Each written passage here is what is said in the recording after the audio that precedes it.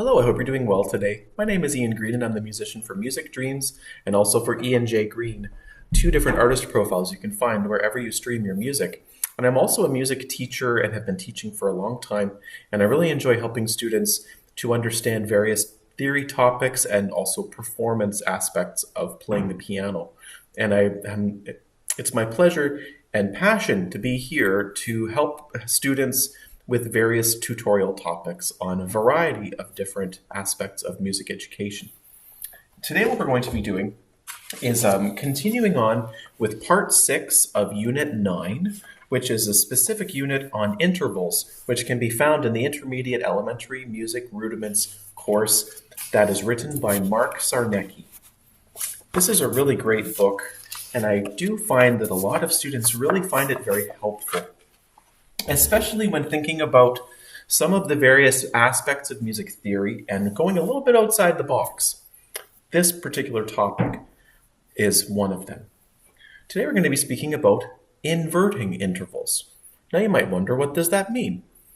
Inverting an interval basically means to change the order of the notes. So let's go over to the piano and also over to a shared screen, and I'll explain that a little bit further and with more clarity. Let's say we want to have an interval of a third between G and B. That would be called a major third because the G major scale contains F sharp, and therefore a B is also part of that scale too.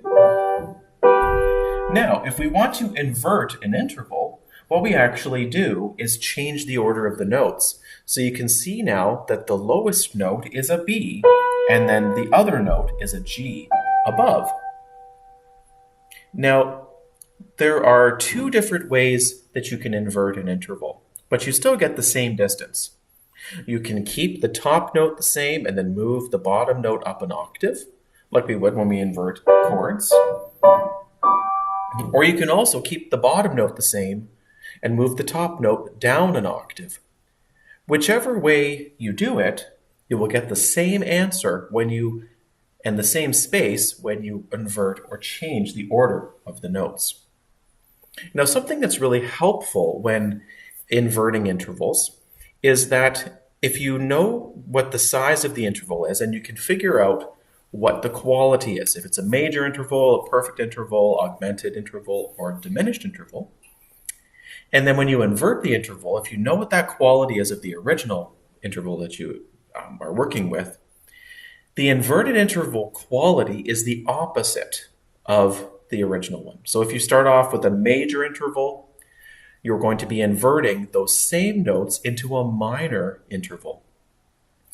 The same thing occurs from a minor to a major. An augmented interval becomes a diminished interval when you invert those notes, and opposite, vice versa. A diminished interval becomes augmented. Now, the one type of interval that stays the same is the perfect interval.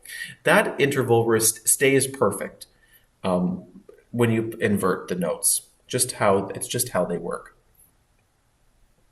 So something else that's also very helpful is that if you know what the original interval quality and size is, and then you invert the notes by changing the order and then counting from the bottom to the top to get the correct spacing, the two interval numbers together should equal 9. So it's just kind of a little fluke, but it does logically work with any interval. So let's say we have an interval of a major third right here.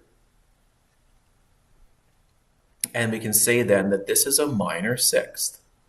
And if you check that work and check the major scale of B major has 5 sharps, F sharp, C sharp, G sharp, D sharp, A sharp. And then you see how the G sharp normally would be a major interval if this was above B, but because we have that note lowered to G natural, it's a minor interval. If you add 6 plus 3, the total sum of both numbers of these inverted intervals should equal 9. That's just a little observation that music theorists have noticed over the many centuries. And it's always the case with intervals that you create within an octave. It will always equal the number 9 between the inverted intervals. So, when inverting an interval, the first thing to do, of course, is to label the original interval. It's called the given interval. Then you take the notes and you flip them. You switch them around and find the space between the two new notes. Then what you do is check the quality of the first interval and then know that the quality, if it's major, it will go to minor when we invert the intervals. Minor intervals become major. Augmented intervals become diminished. Diminished intervals become augmented, and perfect intervals remain the same. They stay perfect. So I do hope this tutorial was helpful. I hope you have a wonderful day, and thank you so much for watching.